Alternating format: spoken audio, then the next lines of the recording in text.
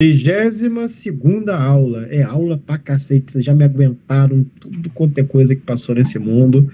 Agradeço vocês, né? Quando a gente faz um ano, gente? Não, Setembro. acho que é setembro. Mas que dia? A gente Aí a tem. gente vai ter que comemorar. Vai ter que ser o dia da bebida duvidosa. Eu descubro. Ai, poxa, valia o Eu tenho aqui encontro, a né? data certinha, eu já passo no final para a gente poder comemorar. Tá. Gente, primeira carta de Paulo aos Coríntios. A gente já andou pra cacete. A gente já matou o diabo. Então ninguém aqui mais tá apegado ao diabo, né? A gente já não tem mais esse papo. A John, gente... ontem eu assisti um culto da Igreja Batista do Caminho, né? E tinha uma Uhum. pastora, eu acho que é Abner o nome dela, ou é Agnes? Agnes. É. Agnes Alencar. Eu lembrei tanto de ti. Ela falou muito sobre o diabo, né? O diabolos, que não tem nada a ver. Aí, poxa, foi muito legal. Agnes Lembrei foi minha disso. aluna, meu povo. É, muito bom. Eu gostei muito Minha dela, não aluna. conhecia ela, não. Aí É eu tô gente seguindo boa. já ela no Instagram. Muito boa. Vocês vão gostar de ouvi-la. Quer dizer, mais ou menos, porque lá tá uma cirandagem danada, né? O Henrique Vieira criou uma ciranda para tudo. Tudo é panelaço, aí já me deu um pouco de nervoso, né? Mas as pessoas individualmente são ótimas. Começa a cirandagem, vocês já sabem que o meu negócio com ciranda não é.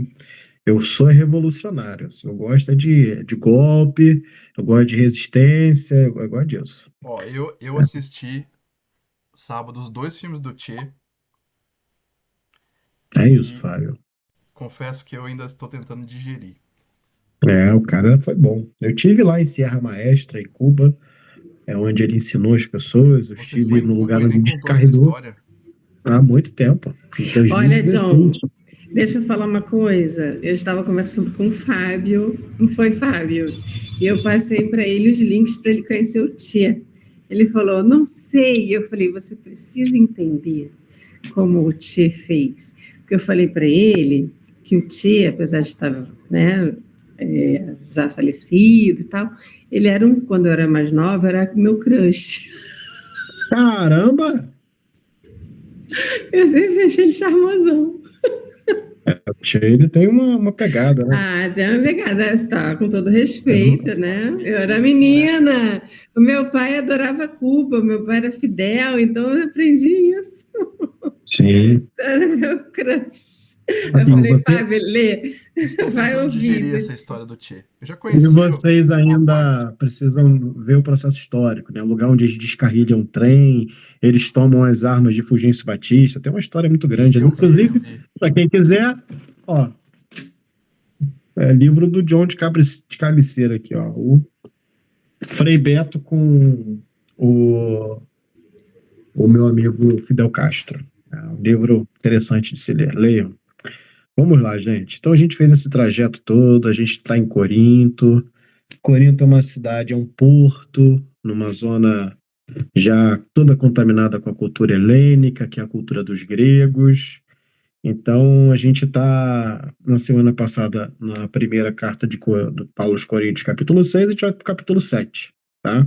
Aqui ele vai começar o processo que a gente chama de caga-regra. Quem que nunca teve um pastor caga-regra aqui? Eu duvido. Duvido. O que que acontece? Lembra que o Paulo vai tomar algumas atitudes mediante a demandas que vão surgindo?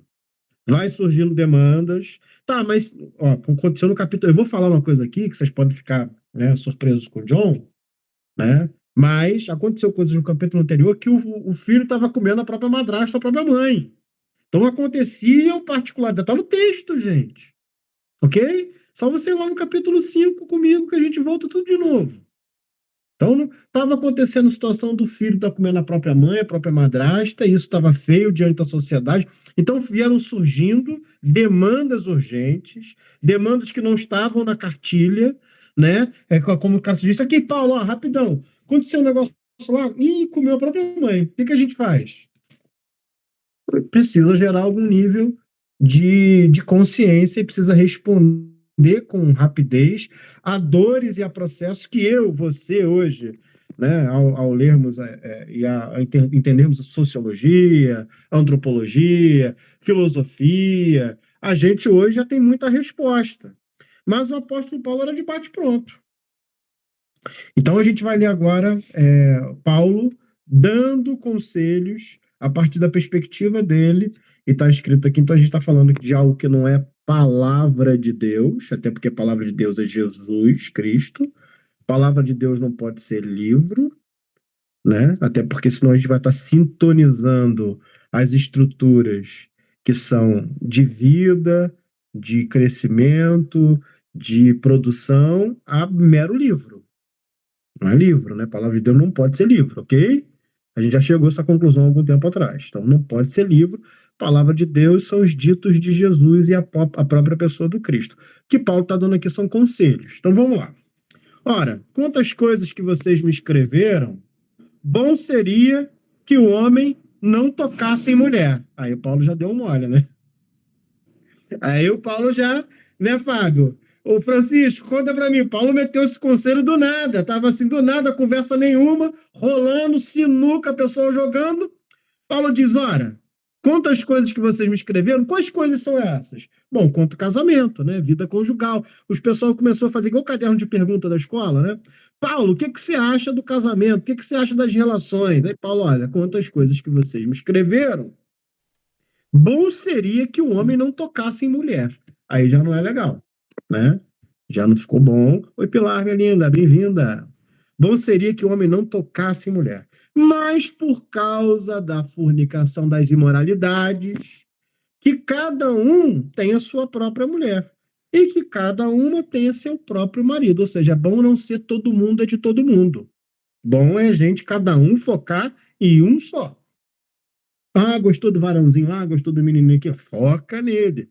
Cada um tem o seu próprio marido, e cada marido tem a sua própria esposa, ou cada marido tem o seu próprio marido, e cada esposa tem a sua própria esposa. Eu não estou aqui para cagar regra igual o Paulo, tá?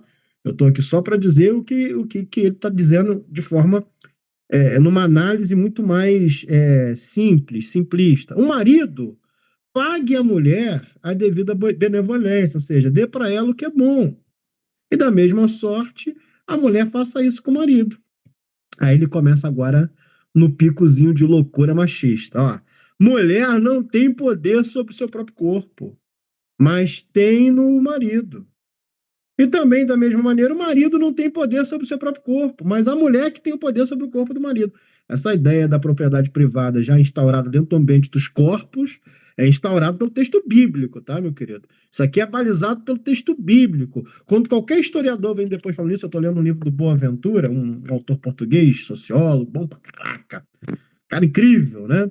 E ele está falando sobre a dinâmica do espelho, né? Como que o espelho serve para coisas diferentes dentro do ambiente entre mulheres e homens, né? E aí ele vai dizer que o espelho para a mulher acaba virando um processo de estigma, que vai estigmatizar ela. Então, quanto maiores os espelhos, quanto mais tempo no espelho, dizendo que a mulher ela passa mais na frente do espelho para poder, de alguma forma, se vincular a como que a sociedade olha para ela de maneira a desejá-la, achá-la bonita ou achá-la meramente apropriada, né? Então, o espelho para a mulher tem uma função. Para o homem, não. O homem ele se olha pelo retrovisor do carro, ele se olha pelo reflexo do vidro do shopping. Ele não tem nem. Ele vai lá, passou, ajeitou o cabelo, igual antes de eu vir para cá. Eu estava todo descabelado, deitado, tinha tomado banho, falei, vou deitar. Deitei todo descabelado, virei na cama, virei para lá, virei para cá, ouvi áudio de um monte de gente, parei para dar atenção a umas pessoas que me mandaram mensagem durante a semana, que eu não tinha respondido, mas vim para cá, fiz assim no cabelo e já tô pronto. Porque o homem também não melhora muito, né, gente? Mulher melhora pra caraca, o homem não melhora muito, não melhora, tá, filho? Não adianta, o homem pode passar maquiagem, pode fazer o que for, se for muito feio, vai ficar desgraçado mesmo na vida, gente. Tá? É assim. Se você for muito feio, você tem que ser engraçado, tá? Vou dar a dica aqui, é o momento. Você é feio, seja engraçado, que você vai resolver o problema. Mas, voltando aqui, né? Está dizendo, ó, não vos priveis um ao outro, senão por consentimento mútuo. Vocês já entenderam o que é não vos priveis uns aos outros ali, né? Não parem de transar, não fiquem em sistema de abstinência sexual. É isso, tá, querido? Mas, assim, se vocês for fazer isso, que vocês façam isso em razão de um jejum, de uma oração, mas depois se juntem novamente, para que Satanás não vos tente pela sua intemperança. Digo, porém, isso como por permissão, e não por mandamento. Aqui a gente acha uma honestidade no cara. Tá entendendo? Tá dizendo, ó, tô falando tudo isso, tem nada a ver com Deus. Tô dizendo isso como um pastor de vocês. Tô dizendo isso como alguém que quer cuidar de vocês. Tô dizendo tudo isso que eu disse aqui para cima, de que cada homem tem a sua mulher, cada mulher tem o seu marido, cada marido tem o seu marido, cada mulher tem o seu marido, adicional meu. Eu tô dizendo tudo isso que eu tô falando aqui só por questão de ser o pastor de vocês. Não está na Bíblia, não tem livro que autentique esse processo. Porque eu queria que todos os homens fossem como eu mesmo. Mas cada um tem de Deus o seu próprio dom. Um de uma maneira e outro de outra. Cada homem fosse igual a ele em quê? Em ser solteiro, tá? Em ser solteiro. Aí ele vai dizer, olha, digo, porém, aos solteiros e às viúvas, que é bom para vocês se vocês ficarem como eu. Mas se vocês não conseguem se aguentar, se começa a rolar um comichão de dentro para fora, se as coisas começam a se agitar, se encostou aqui, já agitou ali, se aconteceu aquela parada que você não consegue controlar, bom, o que ele está dizendo? Casem-se, porque é melhor você se casar do que você ficar ardendo de desejo. Bom, não sei, tá? Se eu daria esse conselho para vocês. Como eu disse, há pouco tempo alguém me perguntou, pastor, você faz casamento? Eu falei, faço, mas não aconselho. Porém, né, a gente pode seguir um pouco mais. Todavia, os casados, mando, não eu. Nesse caso, é um conselho de Deus, que a mulher não se separe do marido. Olha aqui, ó, o machismo de novo. Se, porém, ela se separar, que ela fique sem casar. Olha só que beleza, né? Ou que se reconcilie com seu marido, e que o marido não deixe a sua mulher. Mas os outros, digo eu, não o Senhor. Se algum irmão tem uma mulher descrente e ela fica tranquila em habitar com ele desse jeito, não deixa o cara, por ele ser descrente. E se alguma mulher tem marido descrente e vice-versa, e ele consente em habitar com ela, fique tranquilo. Então, se tem um cara que tem uma mulher descrente ou uma mulher descrente que tem um cara que não crê em nada, fique tranquilo. Não briga por causa de religião. Esse é o papo de Paulo, tá? Já que vocês casaram, não vão brigar por causa de religião. Porque tem essa parada, né, cara? Quando o cara tá casado, vou explicar pra vocês aqui a loucura. O cara casou, né? Aí o casal, eles vão ter os encontros pastorais. Geralmente é a mulher do pastor que conversa com a esposa do cara, né? E o pastor que conversa com o cara. E aí fica aquele papo desencontrado, aquele papo chato, sabe? E que fica essas guerras ministeriais, mas você é de tal ministério, você é de tal ministério, isso é só um saco, tá? Ah, você tem que fazer tal coisa. Ah, eu já gosto dos católicos, é tudo muito mais simples, não tem essa bobagem, essa badalhoca toda, tudo mais tranquilo. Até para você conversar com o padre, tem um negócio na tua frente, você se confessa, acabou, rezou, vai embora para casa, vai encontrar com Jesus, cara, já tá pago, irmão. Rápido, né? Resolve. Não tem como a gente fazer diferente. Porque o marido descrente, ele de alguma forma ele é abençoado, é santificado pela mulher. E a mulher descrente é santificada pelo marido. De outra sorte, os vossos filhos seriam completamente imundos. Mas agora os seus filhos são santos, então fique tranquilo com isso. Mas se o descrente se apartar, aparte-se, porque neste caso o irmão ou irmã não está sujeito à servidão, mas Deus chamou-nos para a paz. Porque de onde sabes, ó mulher, te salvará teu marido? Ou de onde sabes, ó marido, te salvará tua mulher? E assim, cada um ande como Deus lhe repartiu. Ou seja, cada um cuide sua vida e fique com a consciência que o Espírito Santo lhe deu. Tá? Cada um como o Senhor chamou. Cada um do jeitinho que Deus fez. Eu estava pintando o Bob Good com a Joana e com a Luísa, e o meu urso era panda, né? Então eu só fiz a voltinha preta em volta do olho do urso. Ela, pai, mas não vai pintar o resto? Eu pintei os bracinhos do panda, a orelhinha do panda, nem fiz o panda. Ela, mas tá faltando. Eu falei, pô, filha, mas o panda é meu, cara. Aí ela, você tem que pintar do seu jeitinho. Eu falei, isso. O que o Paulo tá dizendo aqui é isso. Pinta o teu panda do teu jeitinho. É do teu jeitinho.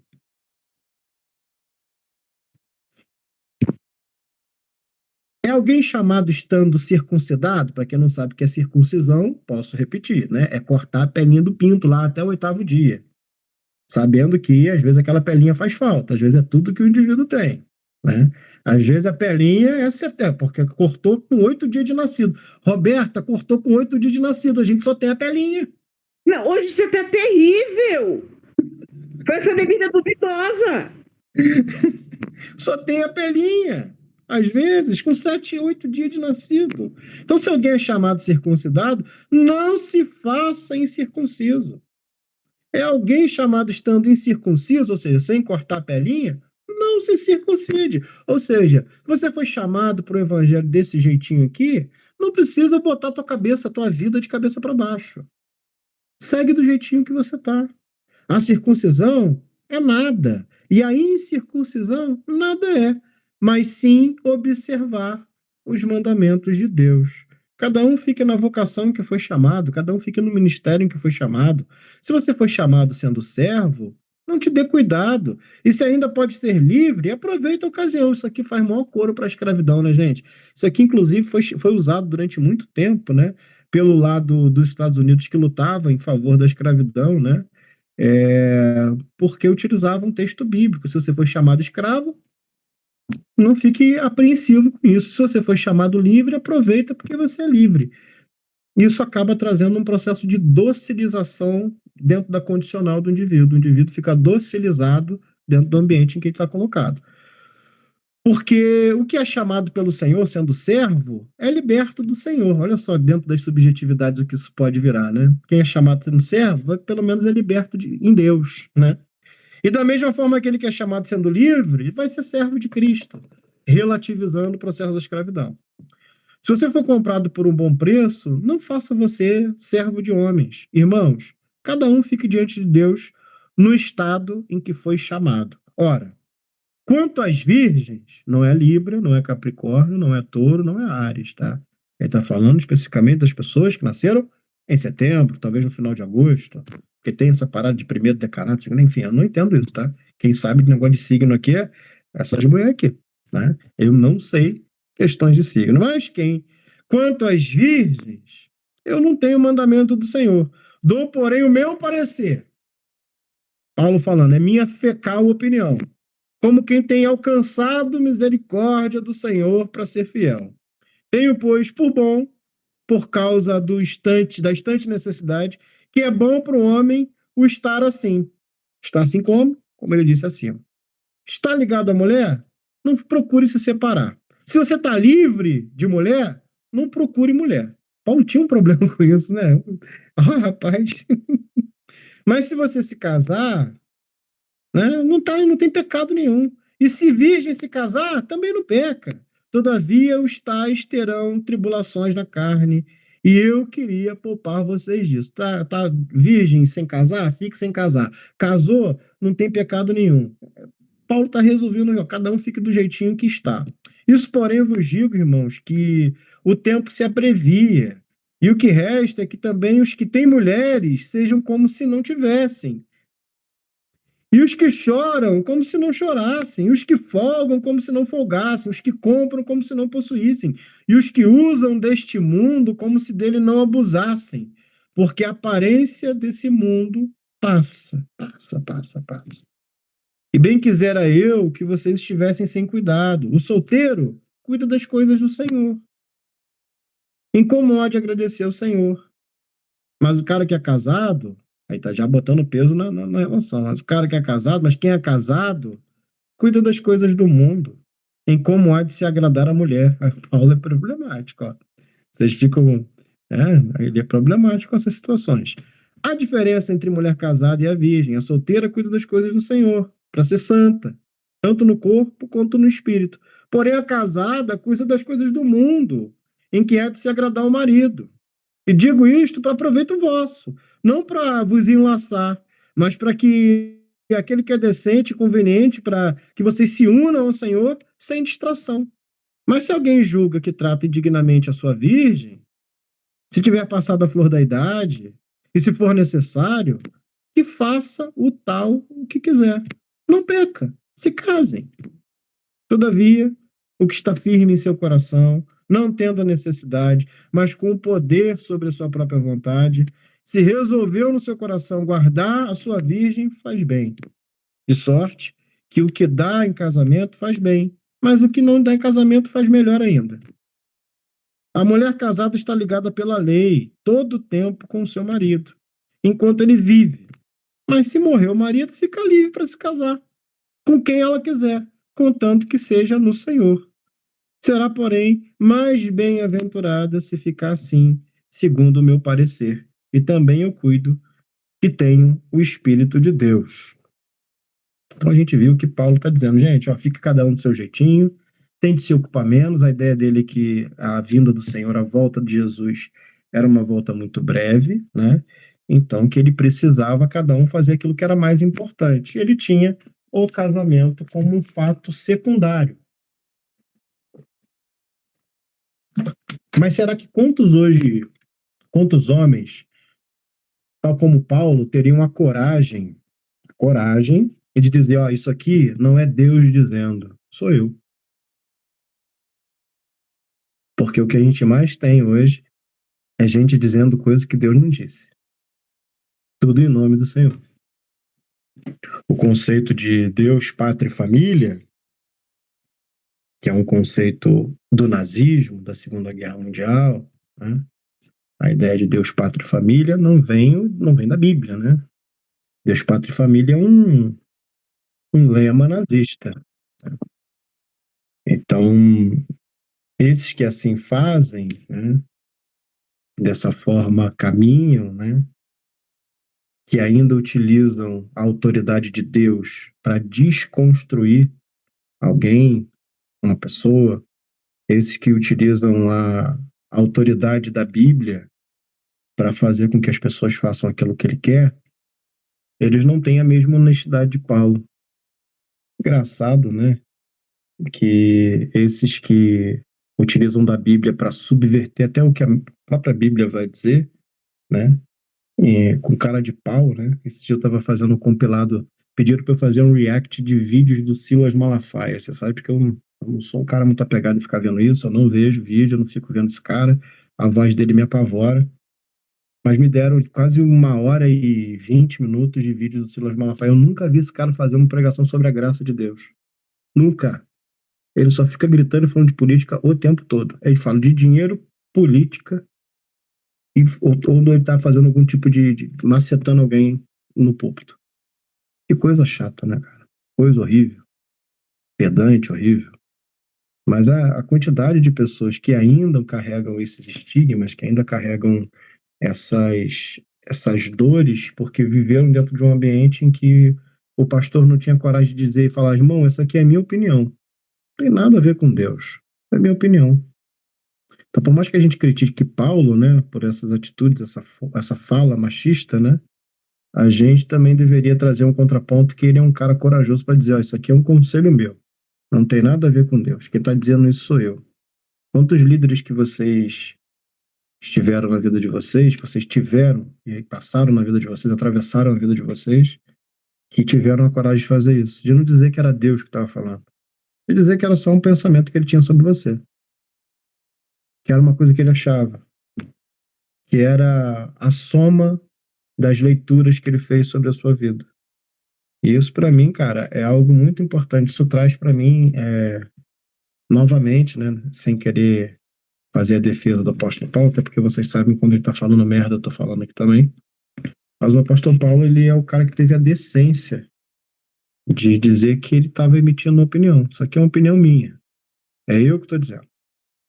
Bota entre aspas aí, se puder. E aí ele vem para um outro tema, que é o capítulo 8.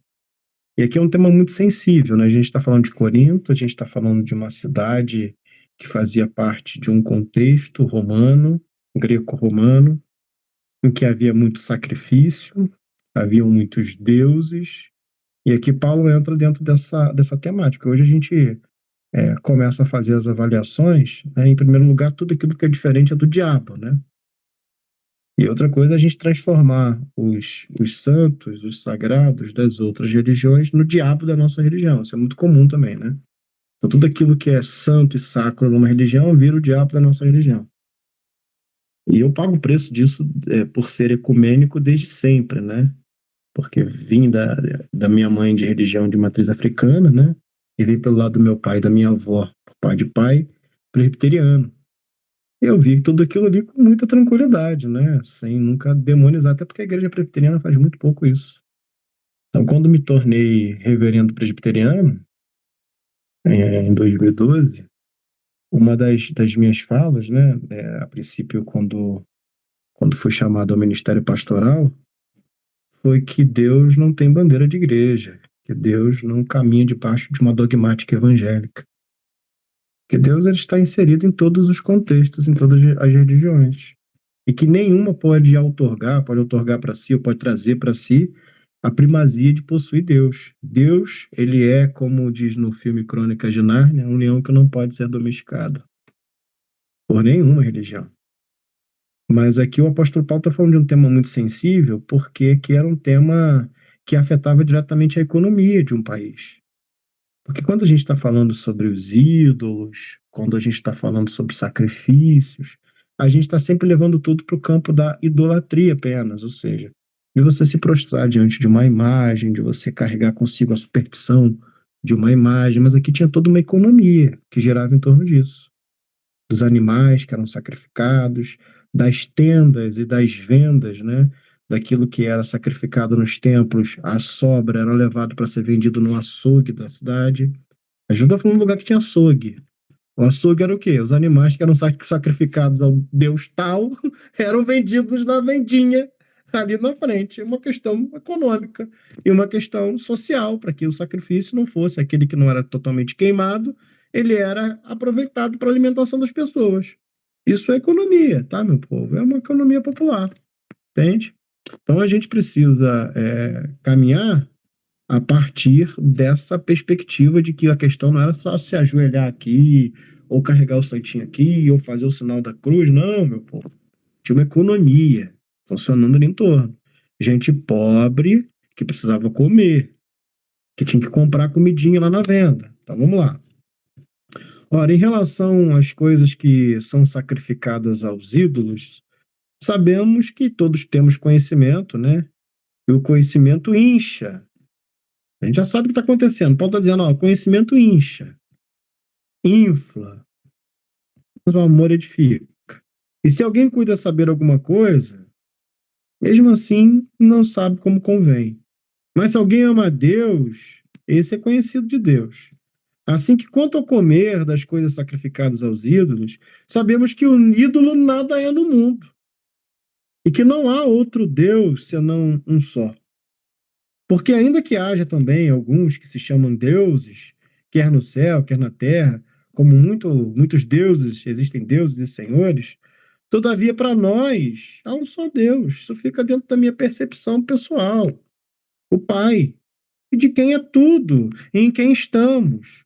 E um só Senhor, que é Jesus Cristo, pela qual são todas as coisas, e nós por Ele. Mas nem em todos há o conhecimento, porque alguns até agora comem com consciência do ídolo, coisas sacrificadas aos ídolos. E a sua consciência, por ser fraca, fica contaminada. Entendeu que o que contamina o indivíduo não é a comida? Só lê de novo, meu amor. Só lê de novo.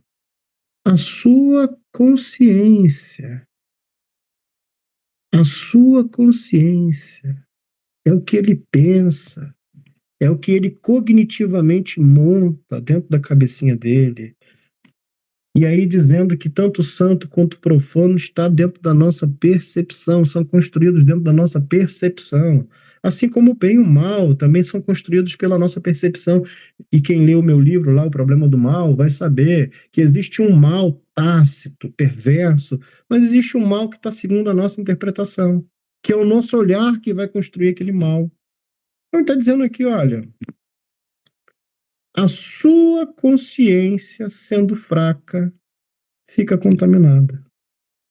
Não é o indivíduo, é a consciência. Não é o ídolo, não é se a feijoada do cacique de Ramos é entregue para alguma entidade indígena. Eu comeria 100 vezes, tá? Pode me levar lá. Qualquer momento que eu for no Rio, me convidem, tá? Convide-me, que eu vou no cacique e vou lá, vou comer a feijoada 100 vezes. Né? Vou cantar o samba, o que tiver lá para acontecer. Não tem problema com isso. Aí ele vai dizer, ora, a comida não nos faz agradáveis a Deus. Porque se comemos, nada temos demais. E se a gente não come, nada nos falta. Mas vede que essa liberdade não seja, de alguma maneira, forma de tropeço. A palavra grega escândalo, escândalo, para os fracos.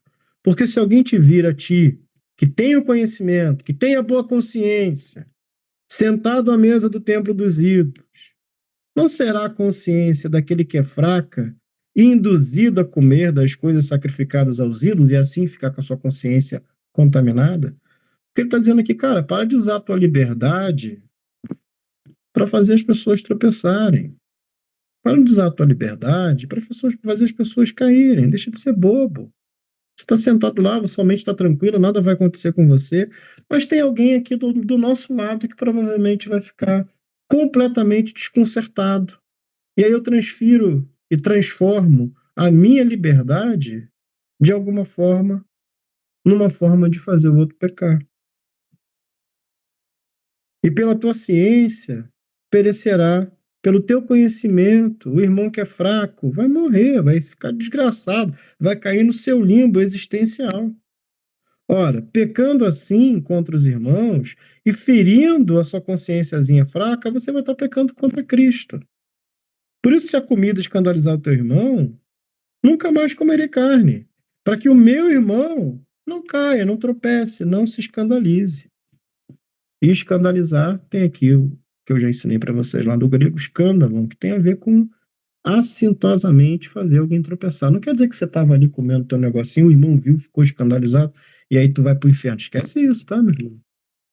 Esquece isso. Está dizendo que é aquele que faz para provocar.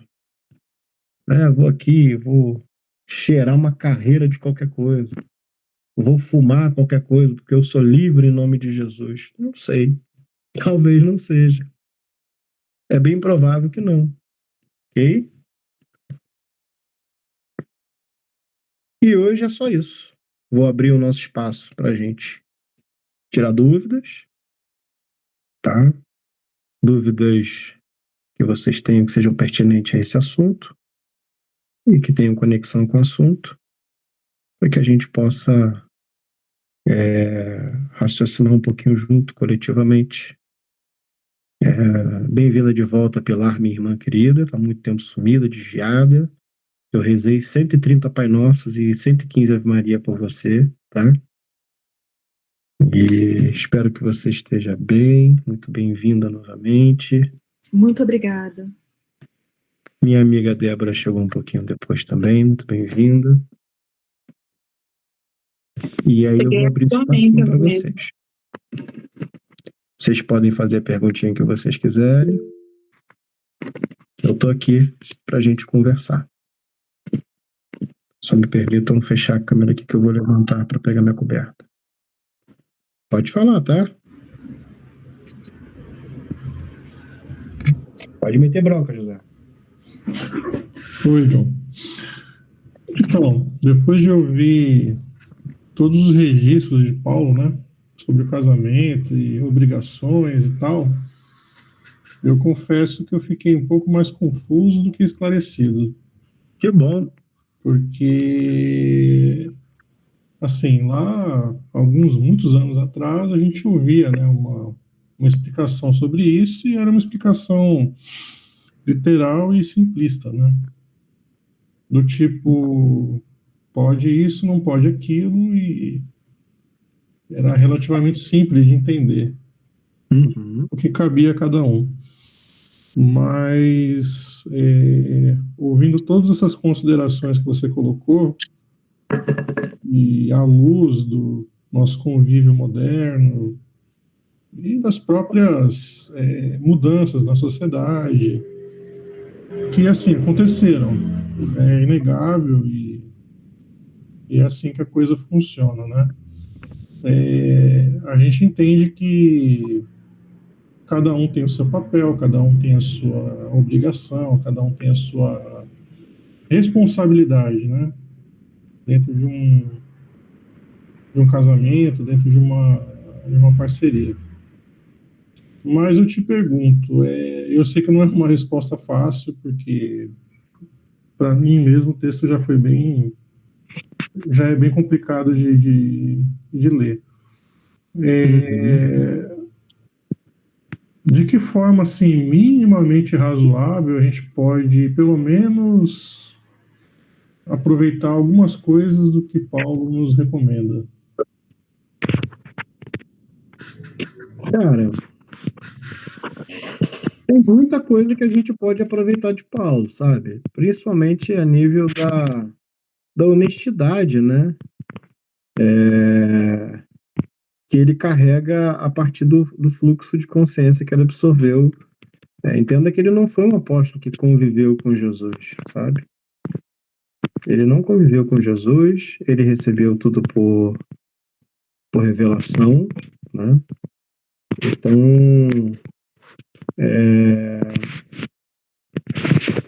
infelizmente, a gente acabou fazendo uma leitura de Paulo a nível dogmático, né? A construir dogma. A gente é um tanto quanto dogmático ainda, né? Então, tudo que a gente ouve do texto, às vezes não é só um texto, às vezes não é só. A gente não consegue ler o estilo de escrita do texto, a gente só lê o texto cru, a gente lê o texto.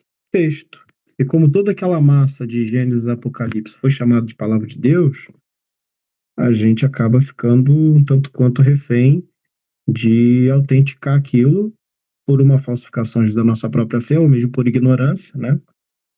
E dar tudo aquilo ali como algo, um ponto de partida para algo santo, né? Mas o texto às vezes só está revelando para a gente, trazendo para a gente a forma com que as pessoas lidavam com os dilemas do dia a dia no período em que aquele texto estava sendo escrito.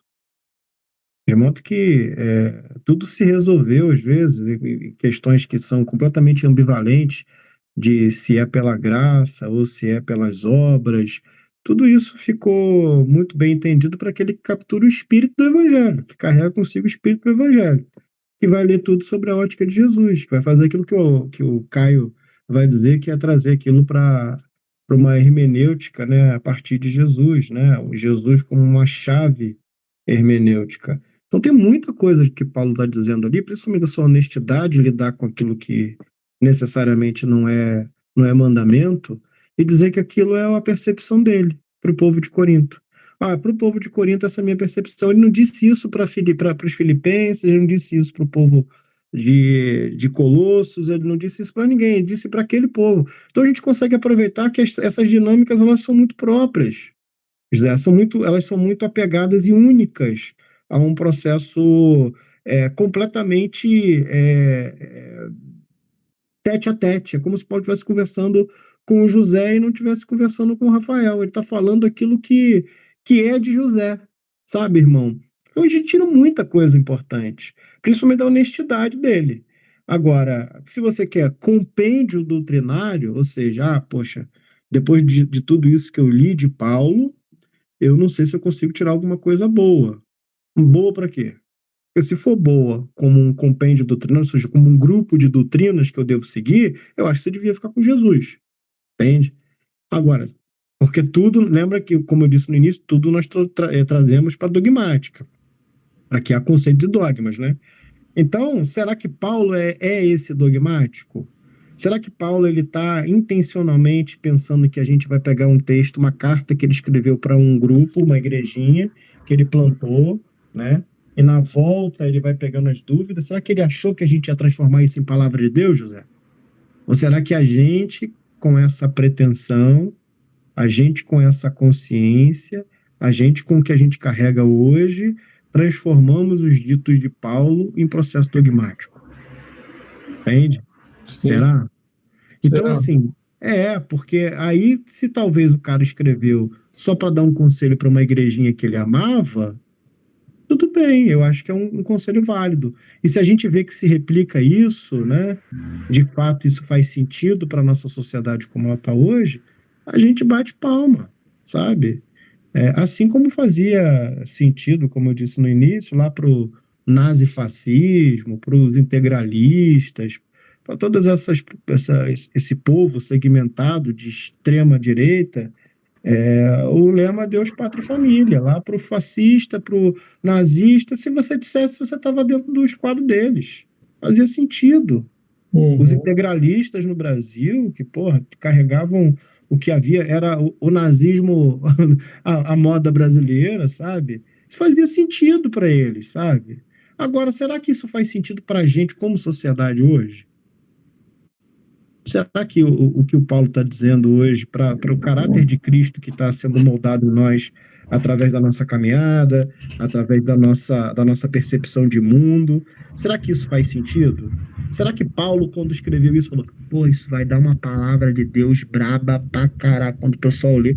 Sabe, eu acho que não. Eu acho que ele escreveu de forma menos dogmática e mais exortativa o processo. E a gente que transformou em dogmática, entendeu, José? Sim, entendi.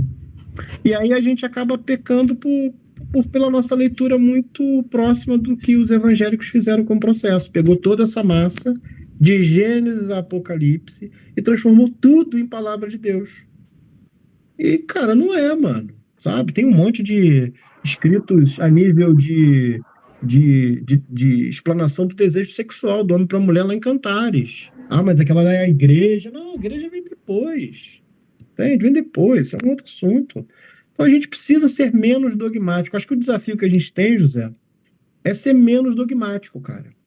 É a gente ser mais amável, sabe? Menos dogmático. Como o apóstolo Paulo vai dizer no início desse capítulo, José, o conhecimento incha.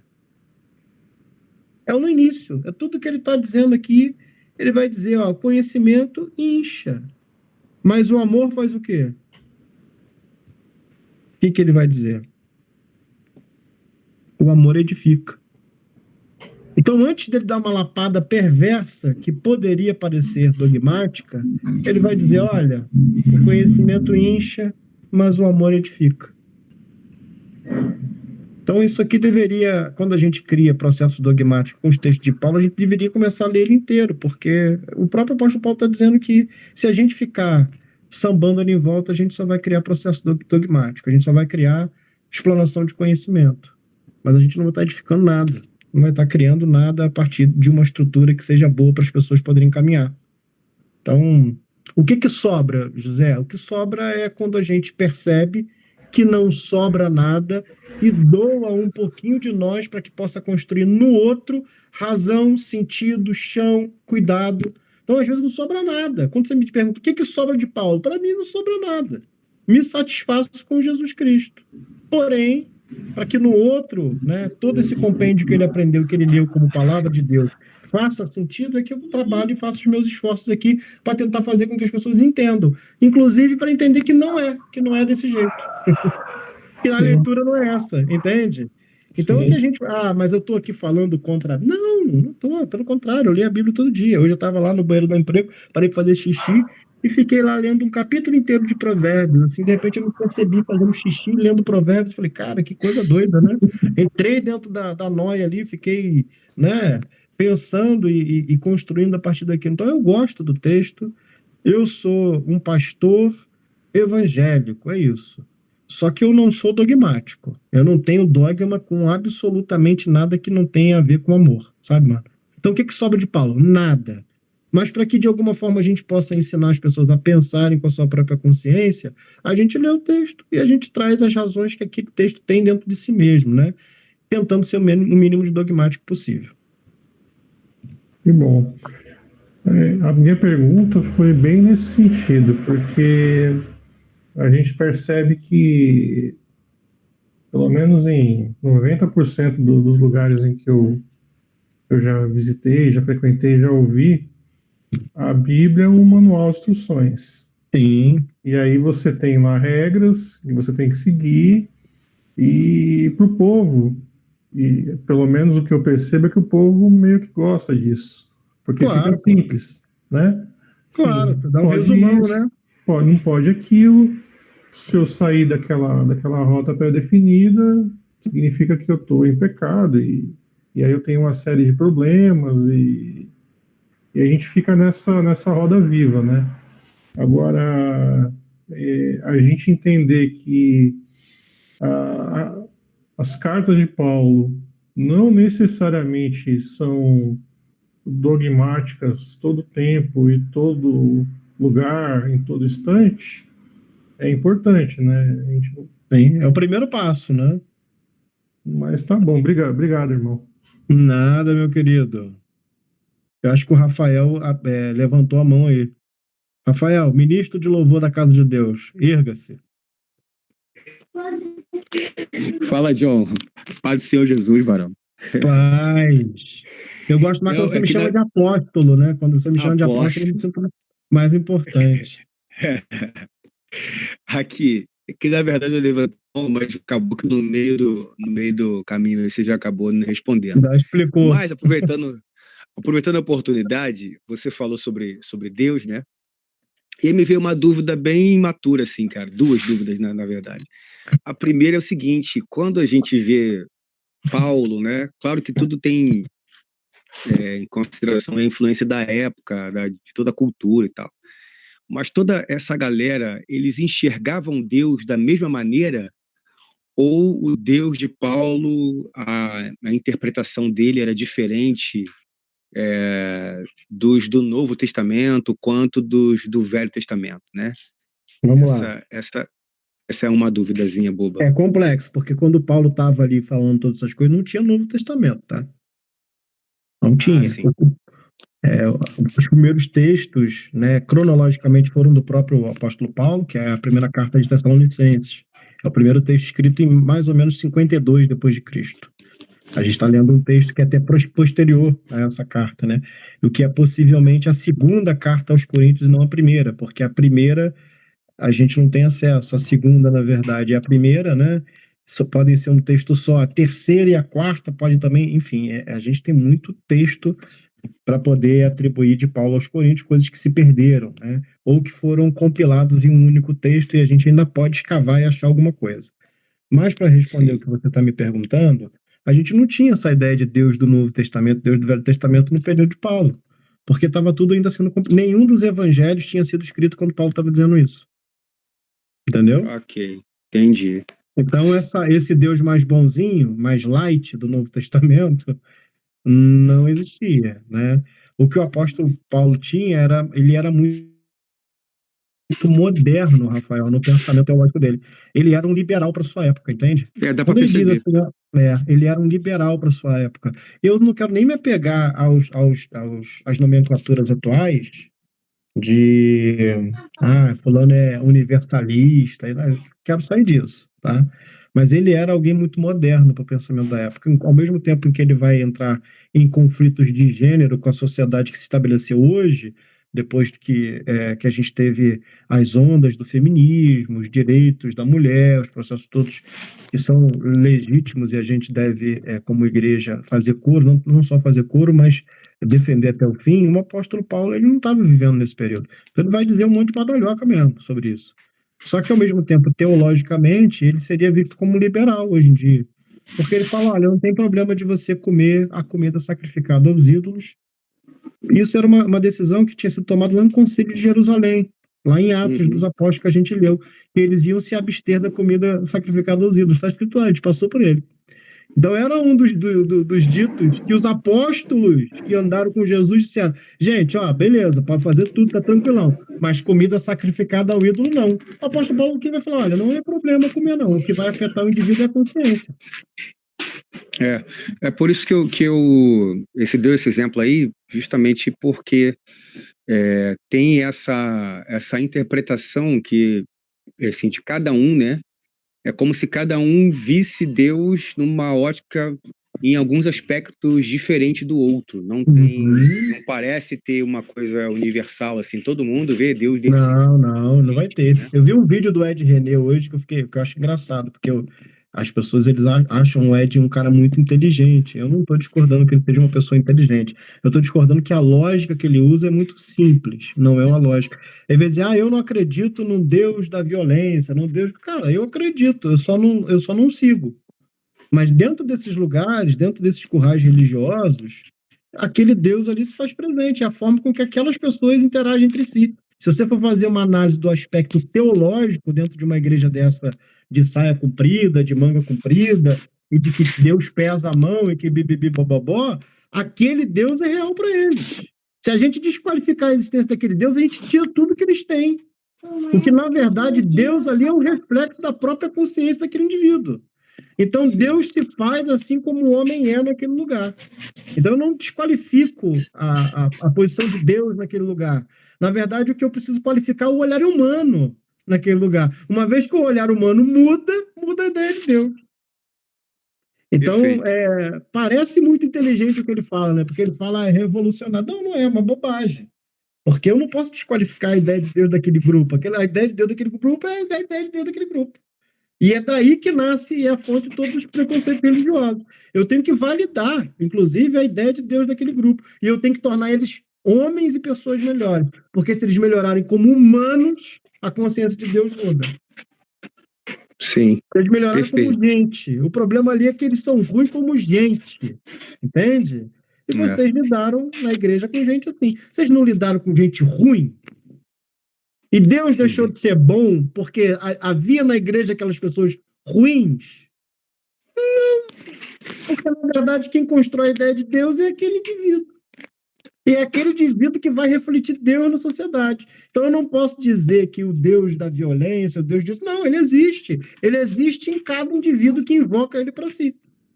Agora, se de fato ele faz sentido para mim, se eu o sigo, se eu o adoro, aí eu não tenho nada a ver com ele. Então eu preciso me distanciar daquele processo, e tem um podcast meu, inclusive, com o Berlofa lá no Sim Pode Crer, que eu estou falando disso, que é necessário que a gente se distancie dessa concepção de Deus.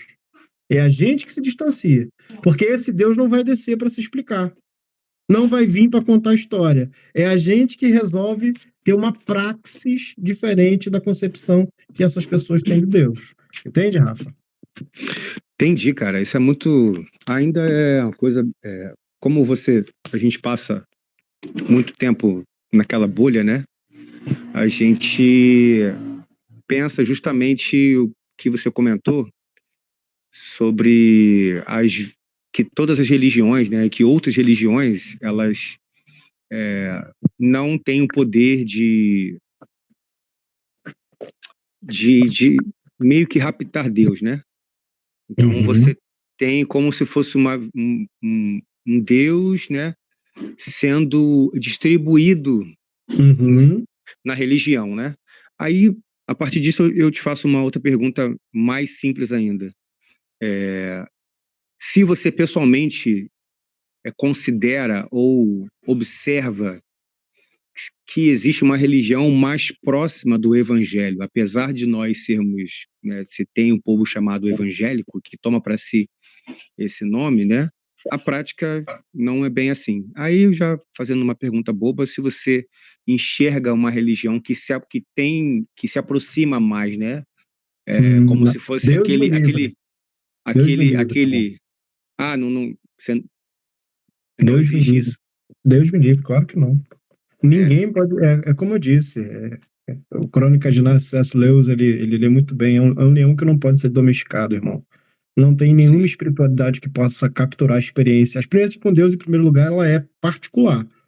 É você que em algum momento se deparou com a necessidade, com a carência da existência de um Deus. Agora, esse Deus, ele não é ontológico ao teu ser. Ele nasce no teu ser a partir de alguma ação. Ele é ontológico em relação ao mundo. Porque antes de você ser, já Deus minimamente era, né? Então ele é ontológico ao mundo, mas ele nasce em você a partir de algum ponto. Em algum momento você chegou a essa conclusão, de que essa conclusão é viável. Ou você ainda não chegou. É na dúvida que você encontrou Deus. Porque, na verdade, quando você tem dúvida, você crê. Porque aquele que tem certeza, na verdade, já não crê. Então é na dúvida que você encontra Deus. É quando seu coração duvida. Então está muito mais próximo do processo de dúvida do que da solução que a prática vai te dar. Então, quando você se encontrou com essa ideia de Deus pela primeira vez, Rafael, quando essa ideia de Deus fez sentido, pode ter vindo pelo ambiente familiar, pode ter vindo pela tua convivência, pelo tempo que você está. Tem gente que tem um campo de afeto com Deus, mas nunca experimentou nada de Deus. É simpático a Deus, é simpático a ideia de Deus, mas não tem uma experiência transcendente, não tem uma experiência, não tem algo para além da materialidade do conhecimento. Então, assim, isso se faz de forma muito particular. Então, Deus, ele não é uma revelação que se faz aos evangélicos, aos protestantes, até porque, se a gente for falar nisso, a experiência protestante tem 500 anos, irmão. Uhum. Bem Entende? novinha, Então, né? assim, é muito cedo para Deus, a idade de Deus, né, cara?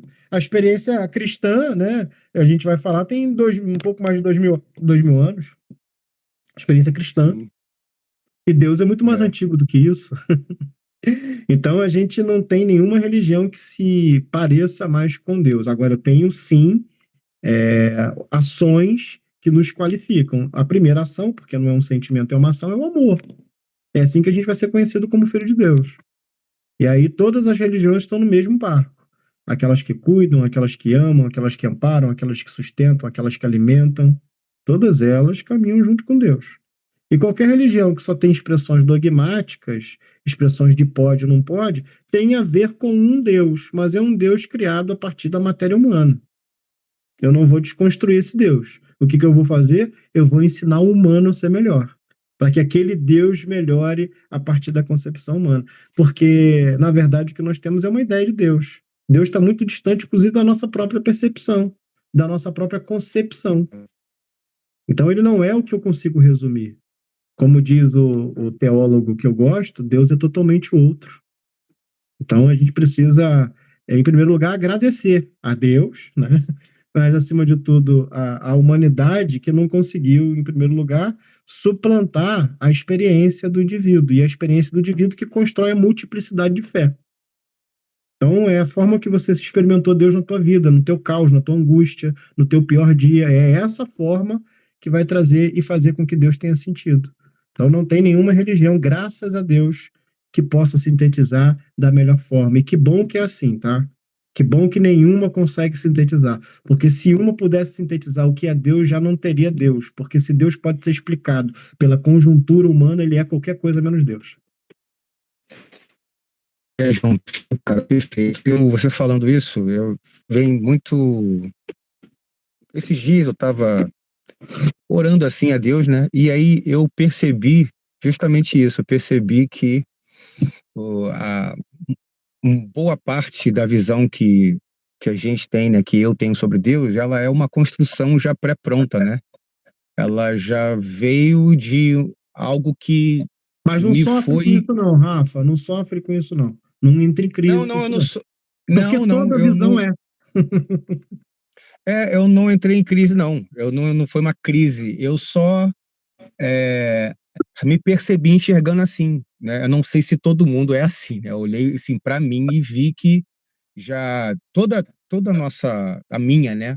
Meu gesto em relação a Deus, isso já foi uma coisa de pouca experiência pessoal sem essa influência, entendeu? Sempre vem uma coisa, uma forma de você orar, uma forma de você pensar, que já é, de uma certa forma, né, já colocado por alguém ali, ou de repente um pastor, ou a tua mãe, ou a tua avó, enfim. Mas o E desafio aí, é você achar Deus do seu jeitinho, é sabe? isso aí, é isso, é isso. Achar Deus do seu jeitinho. E não precisa se livrar de tudo isso, não, porque isso também te completa, porque é o que você é, a tua história, entende? Sim. Então não fica procurando um jeito novo, não. Só procura o jeito do Rafa, não um novo, mas o seu. Não, eu nem tô assim procurando, eu só me percebi, eu só tentei, isso que você falou, né? Só tentei enxergar Deus sem essas camadas que foram postas, né? Mas sem Ah, é crise, difícil. né? Difícil. De boa, né? Mas é difícil. Sim, Mas obrigado, João. Valeu, cara. nada. O Obrigado que aí. te estraga é que você tá muito na igreja, Rafa. É isso que te estraga, cara. Pode ser, cara. Tu vai Pode muito à ser. igreja, fica tocando, fica lá na bateria, tu acha que as fumaças, que a Shekinah de Deus não te alcança, irmão? Te alcança, te acerta de vez em quando, né? Eu tô Não tem ligado. jeito. Não tem jeito. Tu pensa que não vai, mas vai, irmão. Eu tô ligado. Eu tô aberto a isso, cara. Eu sei que eu tô ali, mas mas não tô, mas Continue eu tô. estando, você é bênção É, exatamente onde você tá, Rafa. falou. Valeu, mano. Tamo Obrigado, junto. cara. Bom demais. Nada. Mais alguém com alguma dúvida que queira falar, perguntar, chorar? Pode fazer, tá, povo? Aqui a gente tá aqui pra isso. Eu oro em línguas, eu solto uma rajada de glória aqui também. Eu vou falar. Pode falar, minha irmã. Não, concordando com tudo que foi dito, é isso que você falou de Deus, que quando a gente coloca Deus numa caixinha, a gente já tira ele da pluralidade dele, né? Na questão da grandiosidade dele. A gente não explica Deus, né? A gente sente, cada um da sua forma, da sua vivência. E isso realmente é uma coisa muito interessante, porque quando eu entrei para a igreja, eu passei, né? A gente se converte, tem toda aquela questão, a gente é doutrinado por aquilo.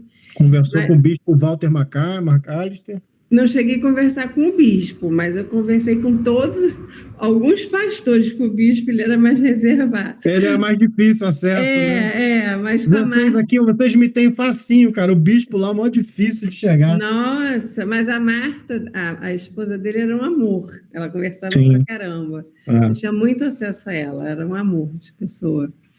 E então, assim, aí fiz CETEB, né, para saber de todas aquelas questões, e eu queria saber, né?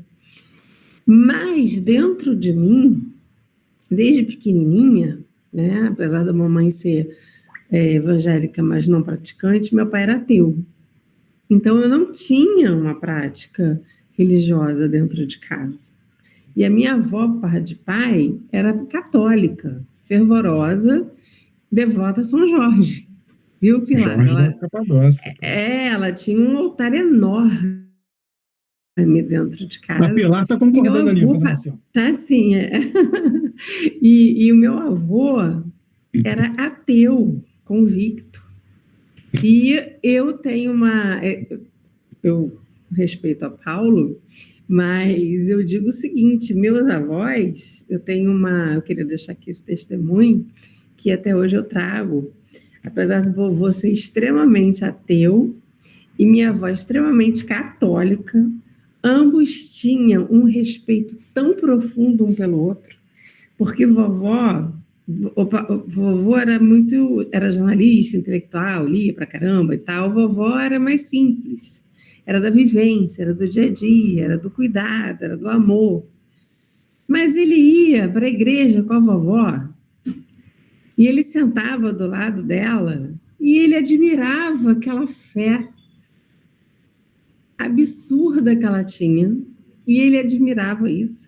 E quando o vovô ia fazer alguma palestra, ela apesar de ela não entender, às vezes, nada do que o vovô estava falando, aquelas palavras difíceis, ela estava ali batendo palma para ele, era a primeira a bater palma. Isso é uma coisa linda. É um respeito de diversidade. Ela tinha um Deus dela, ele não tinha um Deus, ele dizia, inclusive, agora eu entendo. Ele falava para mim, Gisela, a Bíblia é um livro de poesia muito bonito. E aí, naquela época, eu falava assim, mas como assim? Meu avô está dizendo que a Bíblia é um livro de poesia? A Bíblia é um livro de Deus. Ele não entendeu. Isso era uma dificuldade para mim, do vovô, apesar de eu ter muita admiração, né, de intelectual por ele. Mas o que eu quero te dizer é que desde pequenininha, apesar de ter essas diferenças, eu sempre entendi, dentro do meu coração, que Deus era algo tão maior do que tudo que a gente poderia explicar, tão maior, era uma sensação minha. Então, apesar de eu ter me convertido, apesar de ter passado por todos os dogmas e depois me desconstruído, eu continuo com isso dentro de mim. Deus é algo inexplicável. E o que você falou, o amor é o cerne disso tudo. E o que você disse que eu achei perfeito. Você pode ir hoje em qualquer lugar comer. Antigamente já não pode comer acarajé. Bispo Paulo até falou isso. Você não pode comer acarajé. Você tem que consagrar. Se bobear, eu mordo até a baiana, mano. Não, eu amo acarajé. Eu mordo a baiana. Eu sou apaixonada por acarajé. Sou apaixonada por vatapá. Sabe? Como você falou, eu vou ali no churrasquinho da esquina, eu vou na feijoada ali, não tem problema comigo, entendeu? Isso eu aprendi dentro da minha casa com meu pai. Mas, assim, eu não vejo esse limite. E isso que é lindo. Mas entendo também o que você falou sobre você respeitar que aquele Deus consumidor, aquele Deus que aquela pessoa acredita é o chão dela. Você não pode tirar, sabe? Você tem que ter paciência e talvez transformar a consciência daquela pessoa, como é que eu posso te dizer, de uma forma mais leve, tentar mostrar para ela isso. Agora, se for muito chato, só deixa pra lá só, tá? Porque, por exemplo, se é alguém da tua família que você pode dialogar e tal, é bom. Agora, se for muito chato, for roubar a tua paz, deixa lá ele também adorar o deusinho dele lá, que tá tudo bem. Também ninguém vai pro inferno por ser chato, não. Tá, gente? Não. Eu quero já garantir pra vocês que chatice não tá dando inferno. Eu vou te falar que, graças a Deus, na minha família hoje, a mamãe tem a fé dela, mas está lá quietinha. O meu filho está aproveitando, tá cia, né? Entende de Deus, mas está lá procurando o momento dele, e eu estou vivendo o meu. É isso. Entendeu? Não tem ninguém aqui enchendo meu saco, porque quem Graças poderia a Deus. encher não tem, tá quieto lá. E deixa, né? Porque Sim. cada um sabe de si. Mas Sim. era isso que eu queria dizer. É maravilhoso isso, a gente não ter os dogmas e entender que Deus é uma experiência pessoal e é o amor. Para mim é o cerne mesmo. É isso Amém. aí. Povo, vamos orar pra gente encerrar, porque a gente é crente aqui também, né, cara? Pô, que triste, né? Eu gosto muito mais de reza, porque você lê, acabou, né? A oração, ela brota de uma necessidade de diálogo, né? E também brota do jeito do que você vai dialogar, né? E tanto quanto você sabe o que ora, na verdade, Deus sabe o que você ora e o que você pensa enquanto você ora. Então tem a oração que você ora e a forma que Deus te sonda do que você pensa, do que você ora. Meu Deus do céu. Já caí nos limbos desse daí, que eu tava orando uma coisa, na minha cabeça tava, putz, deixa o pau torar. Aconteceu com vocês? Comigo já. Né? Tô aqui abrindo meu coração para vocês. Então, diante daquele que não só escuta a nossa oração, mas também escuta o nosso coração enquanto a gente ora, oremos. Senhor, obrigado por esse momento, essa reflexão, obrigado porque o Senhor é bom, obrigado que nenhuma experiência religiosa conseguiu sequestrar aquilo que o Senhor é. Obrigado por tudo, porque nós caminhamos com a consciência, com a mente, com o coração, dedicados a aprender o que é bom, a saber da caridade, do amor, do afeto, para que a gente possa crescer como humanos melhores. A gente não quer fazer uma competição entre deuses, a gente só quer ser parecido com Jesus. Nos ajude a caminhar diante de uma consciência melhor cada dia, nos ajude a não deixar passar despercebido aqueles que atravessam os nossos caminhos com dores, que a gente possa, de fato, caminhar na integridade daqueles que dependem da graça para cada momento e cada caminho. É o que eu oro essa noite diante dos teus filhinhos e diante dos teus amigos, aqueles que resolveram te chamar de pai. Obrigado, que eu possa abençoá-los e abençoar a família deles, também por consequência da bondade deles, do amor e da forma que eles caminham com misericórdia nesse mundo. É o que eu oro em nome de Jesus. Amém. Que a graça de Deus, nosso Pai, o amor de Jesus Cristo, Filho de Deus, e as doces consolações do Espírito Santo estejam na vida de vocês hoje, amanhã e toda a vida. Em nome de Jesus. Amém. Amém, meu povo lindo. Beijo. Segunda estamos de novo, juntos. Vamos caminhar. E o Fábio levantou a mão. Fala, Fábio. Eu só queria lembrar, eu mandei um vídeo bem legal lá sobre oração, sobre a questão da oração no livro do Gibran, se não me engano, tá? Que a professora de filosofia, que eu acho bem legal, colocou lá na Nova Acrópole. Lucilena Galvão, muito boa. Lucilena Galvão, da Nova Acrópole, falou sobre esse capítulo do livro dele. Bem legal. Ela traz lições bem preciosas lá. Se quiser curtir, Amém. eu coloquei domingo lá pra Eu galera. já comecei a ouvir. É bem Depois legal, eu vou né? continuar. Bem legal. Eu também estou ouvindo, tá, Fábio? Porque é pedacinhos, mas eu estou ouvindo. Eu gosto dela, eu gosto Amém. dela. Bem legal. Obrigado. Boa Beijo, semana, meu gente. povo. Deus abençoe. Tchau, tchau. Até. Semana.